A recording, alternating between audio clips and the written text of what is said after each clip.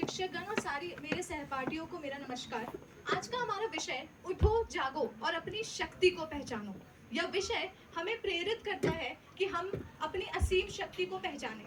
स्वामी विवेकानंद जी के इन महान अमर शब्दों में छिपा है एक आह्वान जागृत होने का, अपनी उद्देश्य को पहचानने का और अपनी शक्ति को पूरी तरह से जानने का।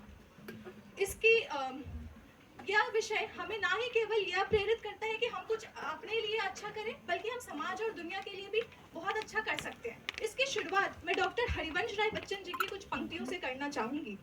लहरों से डरकर नौका पार नहीं होती, लहरों से डरकर नौका पार नहीं होती, कोशिश करने वालों की कभी हार नहीं होती। उन्होंने क्या खूब कहा है कि असफलता एक चुनौती है, इसे स्वीकार करो।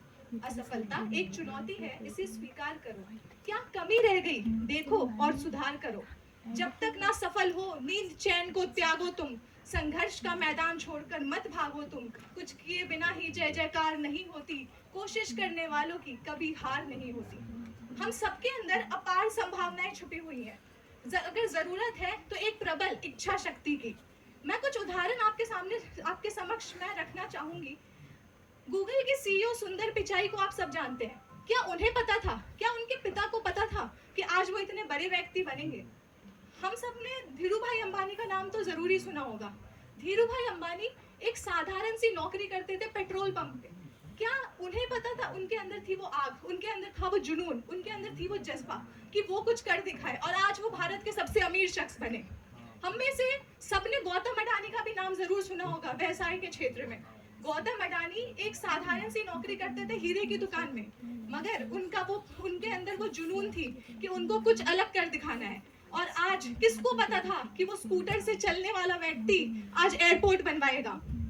हम में से बहुत लोग जानते हैं कि अभी बहुत हाल ही में हम सबने दंगल फिल्म तो देखी है, बहुत लोगों ने देखी होगी। उसमें गीता फोगाट और बबीता फोगाट को आप सबने देखा होगा। क्या ये संभव था कि गांव से निकल के कोई इतना ओलंपिक्स का चैंपियन बन सकता था?